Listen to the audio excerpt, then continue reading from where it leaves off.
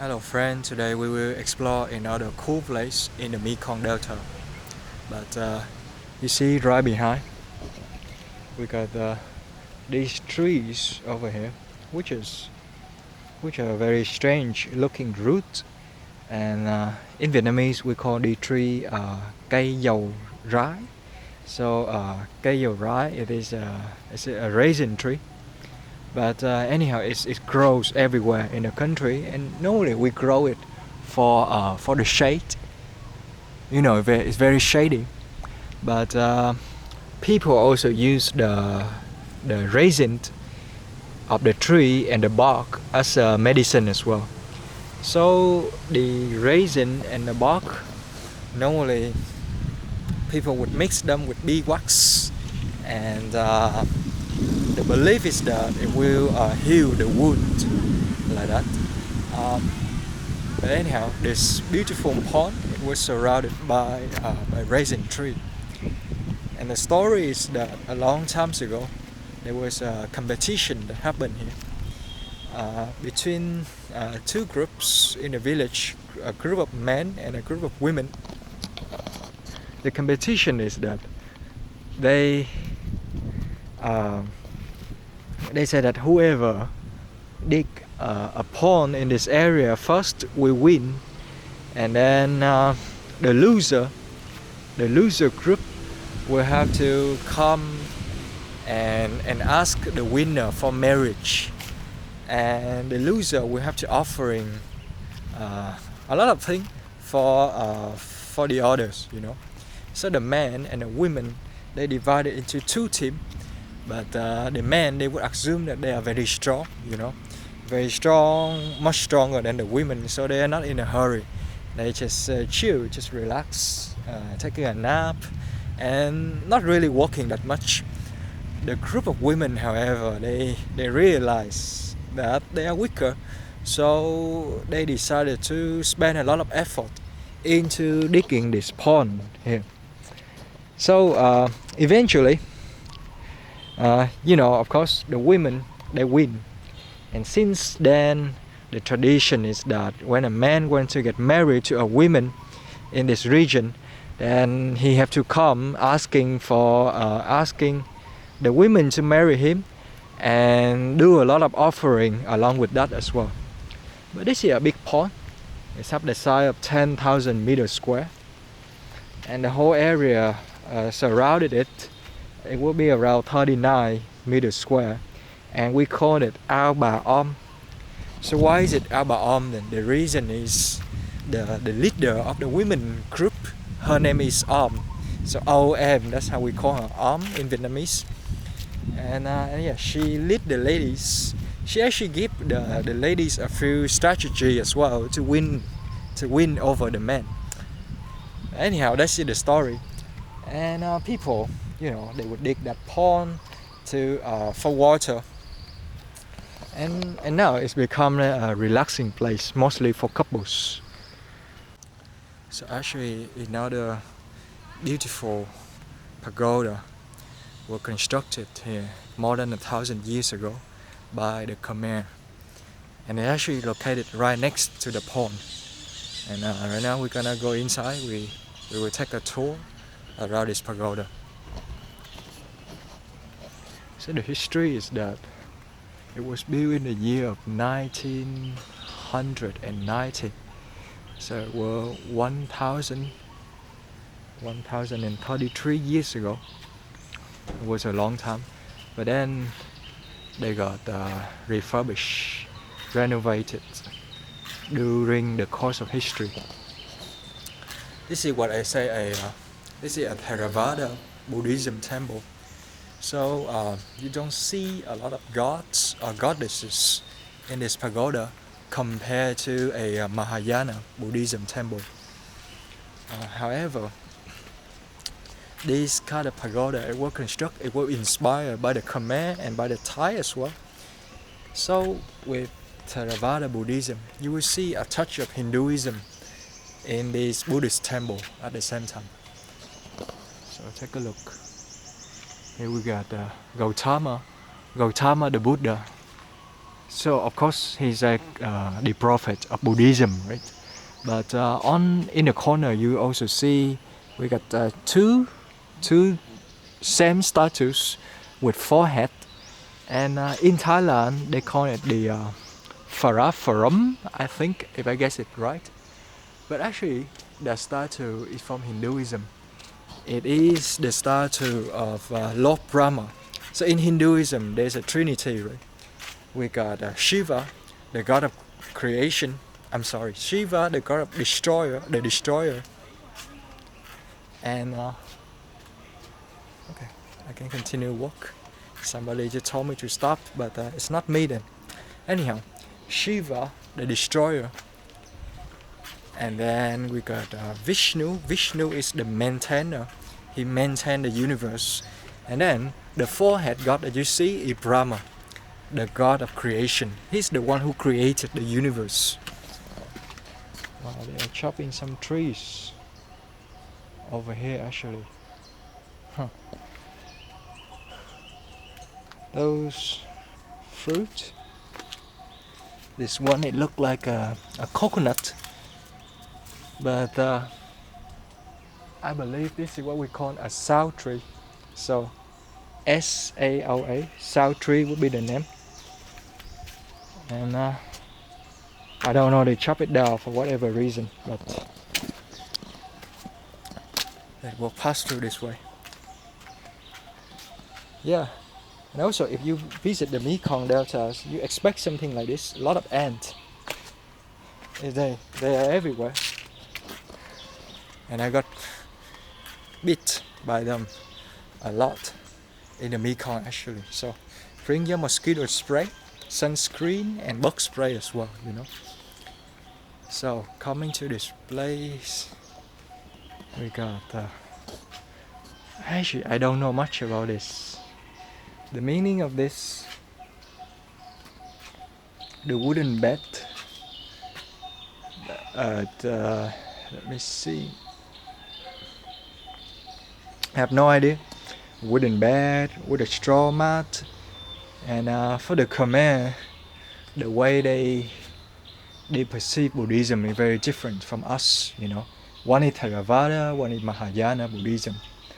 But anyhow, they got cigarette butt, they got some incense, and the offering over there, I think is it's a wine liquor along with some leaf that people can chew on.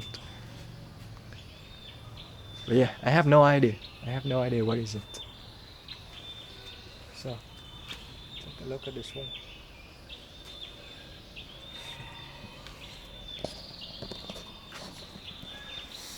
So, it's a beautiful pagoda. Here you can see they have a pond. Green. It looks so green. And it's full of lotus actually. So I guess during the season in around May up until September, it's gonna be very beautiful. Full of lotus, which is a symbolism in Buddhism actually. But anyhow, let me try to find my way to the main temple. And actually, from my research, these houses are the place for people to meditate, and sometimes the monk will make a form of a prayer right in front of these still house as well for the practitioner.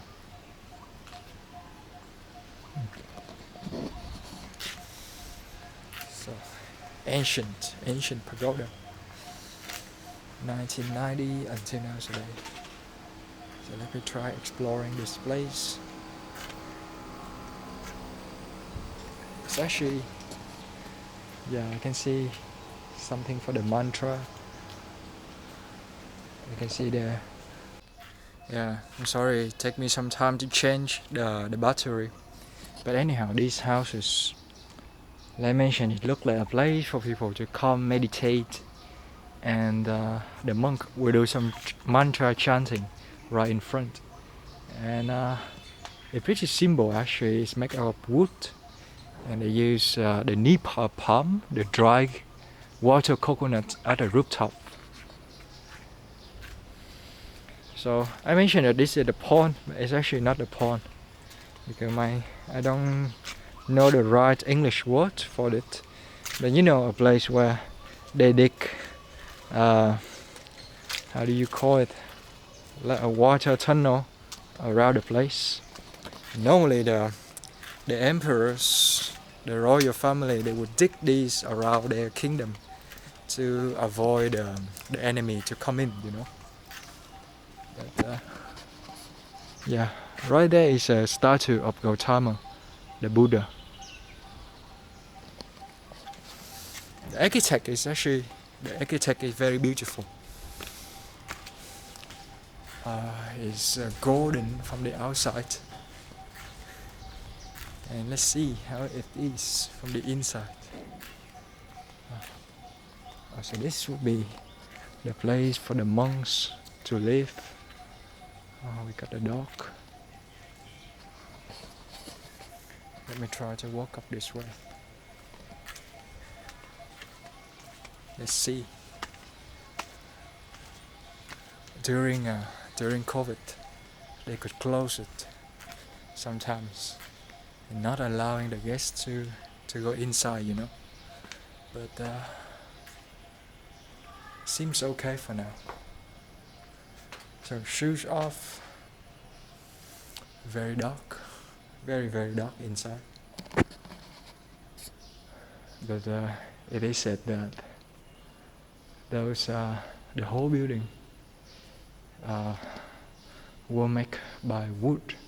So I mean, these columns were made by wood, and it's a very precious stones. I'm sorry, precious wood. They said very expensive one. It actually smells very good inside. And from the center, you can see again Gautama, the Buddha, sitting. They actually have several of them, but the golden one, it seems like he sits down and he try to share his wisdom to humanity, you know. And right on the two sides, there were two other statues. I don't know who it is actually, but it could be Avalokitesvara, the first incarnation of Kuan Yin, the Lady Buddha. Could be, but I'm not sure. So on the wall you can see they have different paintings. Those paintings, it depicts the stories of the Buddha, the story of his life. So let me trace back to where it all begins. Yeah. So actually it's very beautiful inside as well. And right on the top, you can see they also have painting. And those are the painting describing the Buddha life. So, I'm not sure how can I, let me put the camera this way. You see the first one, the Buddha which is born, and, oh no, I'm sorry. The first one would be all the way here. The Buddha was born, you can see the baby. The baby, when he's born, he can just walk straight away according to the legend. Each step that he walked by, there was a lotus flower blooms right there. So, for the second painting, you can see he left the kingdom. He left the kingdom almost like a thief because he had a desire to seek for something higher. You know, and then we got this one, the day where he sat down under a Bodhi tree and he get his enlightenment. Enlightenment from the Buddha was, it is the stage where all suffering ends. And then he shared with the teaching for the rest of his life. And in the end, this is the end of his life. He passed away, I think at the age of 84. And he got a sickness like a normal human beings. But from then on, that was 2,500 years ago. That was the birth of Buddhism. And yeah, that was the story. So take a look at this one.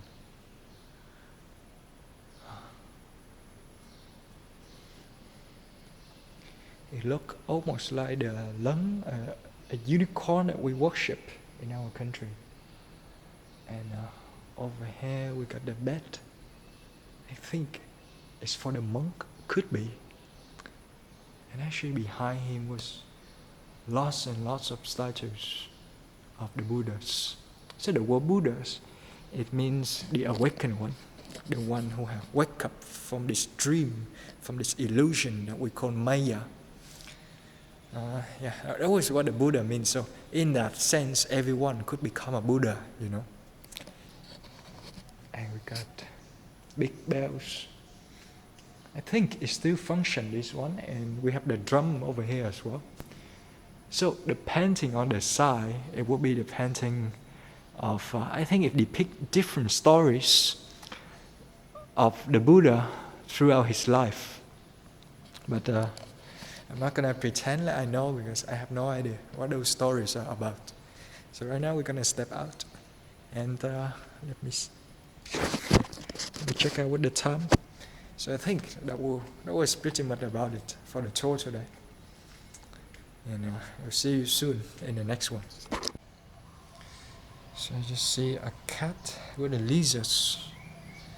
And maybe the cat is about to eat the lizards, but anyhow. Let's see what I saw when I just stepped out of the pagoda. Okay, bye for now.